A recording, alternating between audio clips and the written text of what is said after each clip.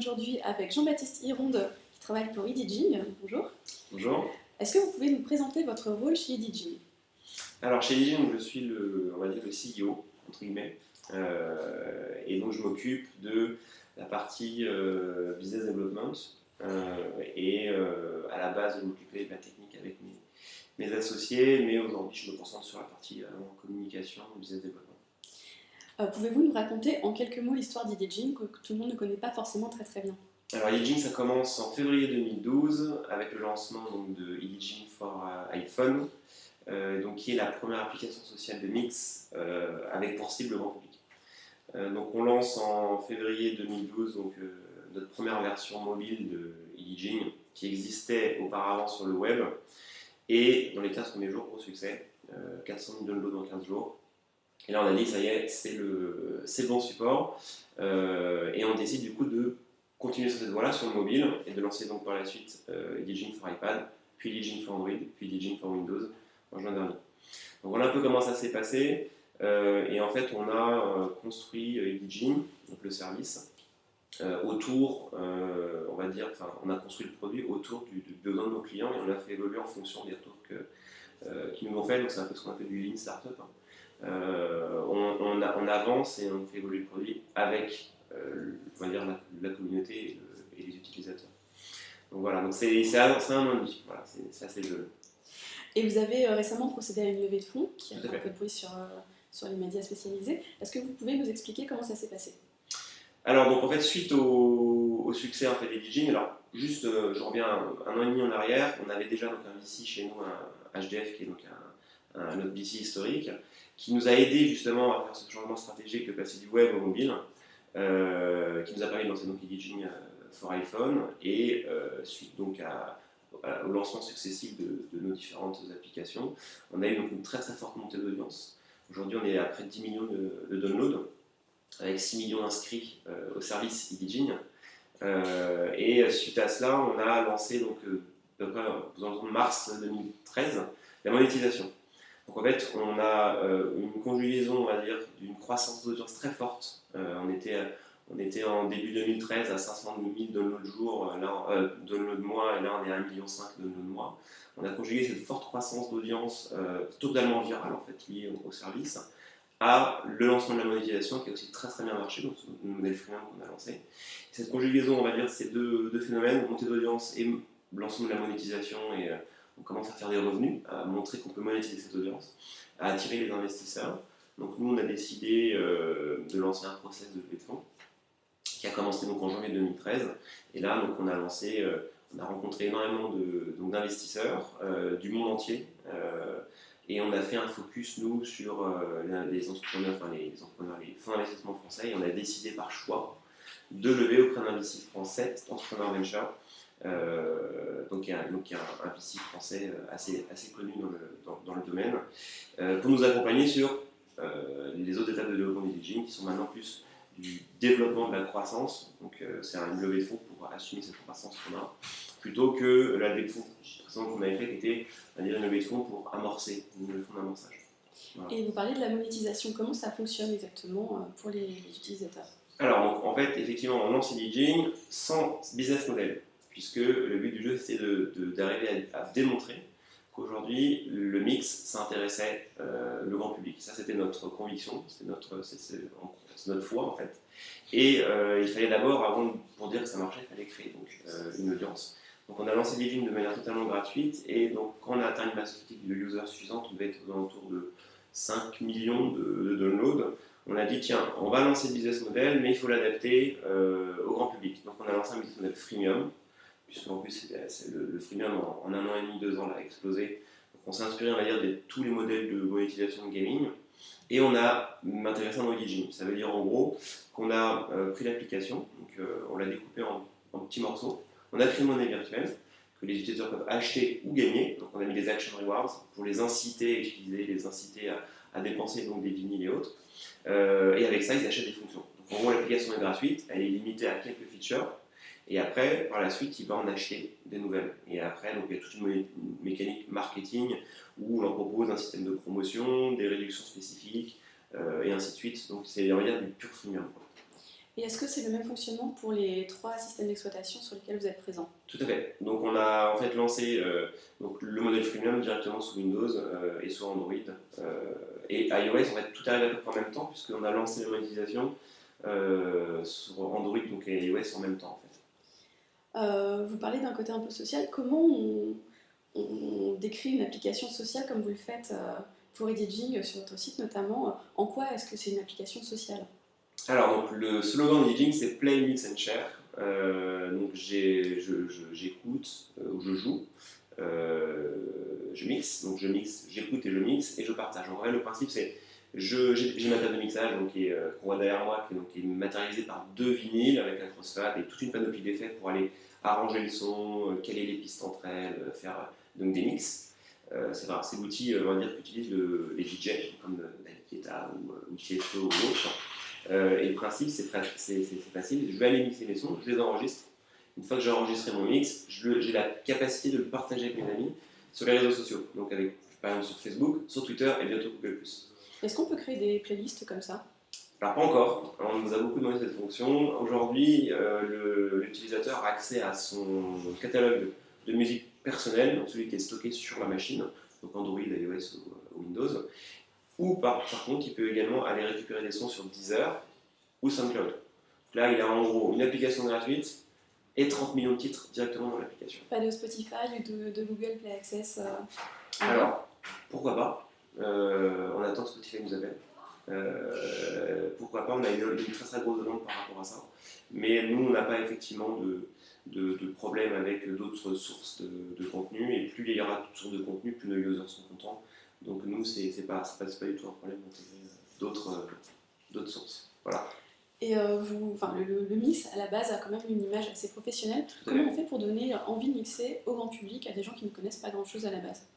Alors, nous, le principe, c'était, nous, on a toujours cru que le mix était pour le grand public, puisque moi, en tant que DJ amateur, j'étais intéressé par ça, n'étant pas DJ pro et n'ayant pas en tête de devenir un DJ professionnel ou avoir une carrière dans le mix. Donc, ouais, je me suis dit, des gens comme moi, il doit y en avoir beaucoup, puis effectivement, je n'ai pas là autour de moi.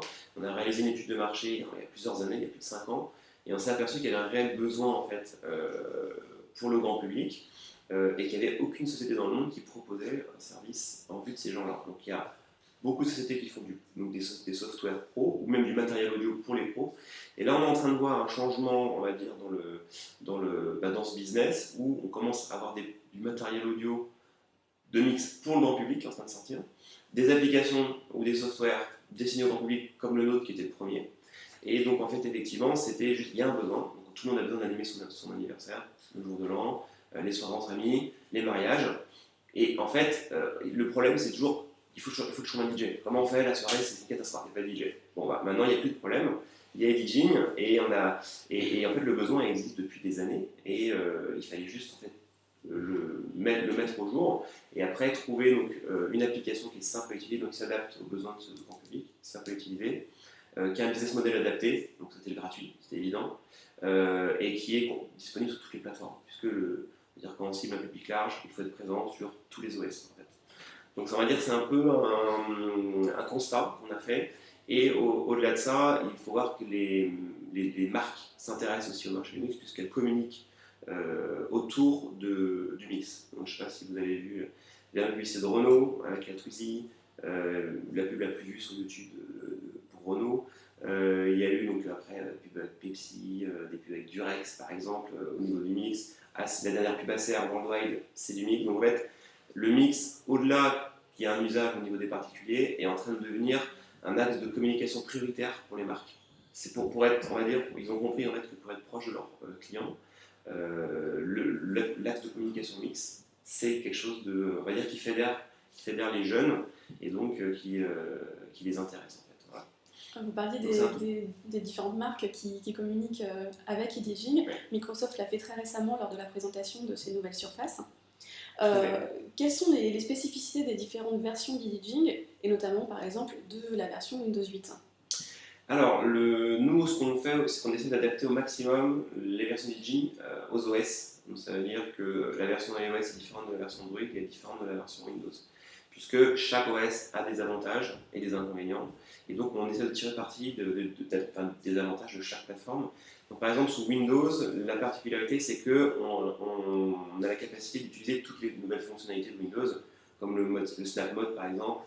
On a la capacité de brancher, par exemple, du matériel audio en USB directement sur les Surface Pro. Ça nous ouvre d'autres possibilités, ce qui est moins facile sur d'autres OS. On a, par exemple, la capacité de faire très simplement du multiscreen. Donc ça a été annoncé d'ailleurs à la conférence de presse de Microsoft. On a la capacité d'aller contrôler N écrans avec Windows. Donc c'est des choses qui sont un peu moins développées sous les autres OS. Voilà. Et donc par exemple sous iOS, on va avoir par exemple un exemple bête, c'est technique, mais une rapidité sur la compression des mix enregistrés, puisque Apple a intégré dans ses devices des puces spécialement faites pour comprimer, on va dire, du MP3. Donc, chaque plateforme est différente, le message reste le même, application sociale de mix, avec bien sûr une refonte à chaque fois des menus, des gestures, selon, on va dire, les plateformes. Voilà, mais ça reste du détail, mais l'interface principale reste la même et le message reste souvent le même. Voilà. Donc vous êtes présent sur ces 3 plateformes. Vous parliez de 10 millions de téléchargements. Plus précisément, en fonction de chaque plateforme, on en est à combien de téléchargements? Alors aujourd'hui, il faut le dire, effectivement, iOS est le premier parc installé d'applications mix chez DJing, puisque l'application est sortie 1 an avant la version Android et 1 an et demi avant la version Windows. Donc effectivement, c'est iOS qui a le plus gros parc installé. Cependant, c'est Android qui tire, on va dire, DJing avec un volume un volume journalier de download 2 fois supérieur au volume de iOS, et avec Windows également qui se rapproche d'iOS avec des très beaux volumes de téléchargement sous Windows 8 qui ne peuvent qu'augmenter avec la croissance qu'a Windows 8 sur les PC, les tablettes, et bien sûr on aura une version Windows Phone donc sur les Windows Phone. Ok, c'est prévu pour quel moment d'ailleurs Windows Phone? Alors le plus vite possible. Le problème aujourd'hui, c'est qu'on n'est que 15 personnes. On recrute 6 développeurs actuellement. On a beaucoup de mal à trouver, qui se cachent. Et donc en fait, Windows Phone, on aimerait bien avant la fin de l'année, ou ça sera début 2014 sinon. Mais effectivement, Windows Phone, on a Windows Desktop pour pouvoir donner une capacité aux personnes qui ont des PC qui ne sont pas sous Windows 8 de mixer avec Edging. Et on n'a toujours pas lancé, pareil du côté Mac, du côté Apple, la version Mac. Donc on a encore beaucoup pour être full cross-platform, on a encore ces 3 plateformes. Ok, il y a encore du travail devant. Il y a encore du travail, il y a encore beaucoup de potentiel. Le Mac, c'est un gros marché. Le PC, c'est plus d'1 milliard de machines encore en parc, hors 8.0, c'est plus d'1 milliard de machines à prendre pour nous. Et Windows Phone avec les ventes de Windows Phone, je crois qui sont presque aux côtés d'Apple là, sur les premiers mois là, de 2013. Je pense qu'on a encore beaucoup de potentiel. Enfin, si je vous dis qu'on va doubler les chiffres l'an prochain, je me mouille pas trop. Voilà. Du côté vraiment développement, puisque c'est quand même le grand enjeu pour l'année 2014, vous travaillez avec Windows 8. Qu'est-ce que vous retirez de cette expérience? Est-ce que ça a des aspects positifs plus que d'autres plateformes, ou alors est-ce que c'est une contrainte pour vous? Alors, d'un point de vue technique, développer sur Microsoft, c'est ma dire assez simple. Ça a été très simple pour nous. Après, je sais pas pour les autres développeurs, mais vu qu'on avait développé le sound system, donc c'est le cœur de Edging en fait, qui est un système de traitement sonore, c'est un moteur de rendu sonore propriétaire qu'on a développé nous-mêmes avec nos fabuleux ingénieurs qui doivent m'écouter aujourd'hui. Et en fait, on l'a codé en C, et donc effectivement, quand on l'a porté sous Windows, c'était très simple.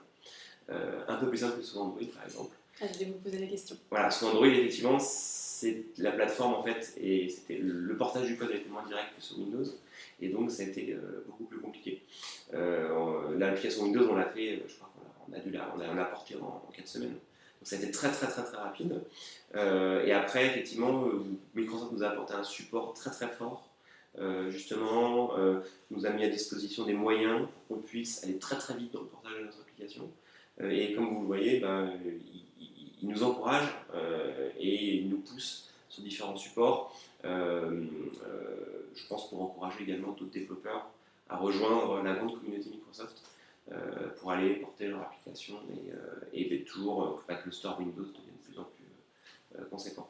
Donc voilà, nous, très bonne collaboration. On est encore en train de travailler sur des nouveaux projets avec eux, des choses encore plus. Est-ce qu'on a le droit d'en parler? Pas encore, ça va venir, mais c'est on va dire des grosses nouveautés fonctionnelles. On a des choses qui vont arriver, qui nous sont permises grâce à la performance des tablettes Microsoft Surface Pro, ou même après des tablettes autres que Microsoft, mais les tablettes qui marchent au 8.0, 8.1. Voilà, donc il y a des très belles choses qui arrivent, qui sont, on va dire, plutôt dans l'univers de l'animation visuelle. Voilà. Okay. Des choses qui vont arriver dans ces eaux-là. Bon, bah, très bien. On a l'habitude de laisser le mot de la fin à notre invité. Est-ce que vous avez quelque chose à dire à nos lecteurs? Eh bien écoutez, téléchargez Digim, c'est gratuit, et si vous n'aimez pas, on va dire, si vous ne savez pas mixer, ou si vous avez une appréhension par rapport à ça, bah, testez-nous, et si vous êtes très sympa, on pourra potentiellement vous offrir des crédits si vous laissez des commentaires sur l'article. Voilà. Bonne idée alors. Merci beaucoup. Merci d'avoir reçu. À bientôt.